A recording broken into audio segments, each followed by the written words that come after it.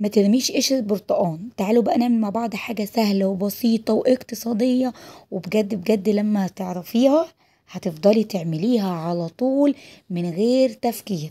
زي ما انتوا شايفين كده، جبت بقى قشرة برتقان، بدل ما ارميه لا انا هستخدمه برضه. يعني انا هاكل البرتقان وهاخد قشرة برتقان هستخدمه برضه وهعيد تدويره. زي ما انتوا شايفين كده. هعمل ايه بقى في اعادة التدوير بقى؟ بطريقة سهلة وحلوة جدا جدا. هجيب بقى قش البرتقان بتاعي، وهجيب بقى اي حاجة على البوتاجاز، حلة، صينية، كسرونة زي ما انتوا شايفين كده. وهبدأ بقى احط القشر بتاعي واي كمية انت عايزاها، الكمية اللي انت حباها. احط بقى القشر كله زي ما انتوا شايفين كده. دي ورقة خضراء المفروض ان انا شلتها. وهبدأ ان انا احط المية بتاعت المية المفروض تبقى مية سخنة علشان ما ياخدش معاكي وقت.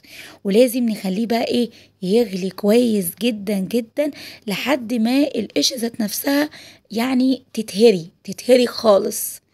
عايزه اقول لكم كان بجد لما عملته كان ريحه الشقه كلها ريحتها يعني برتقان. كان ريحتها حلوة جدا جدا جدا زي ما انتوا شايفين كده اهو.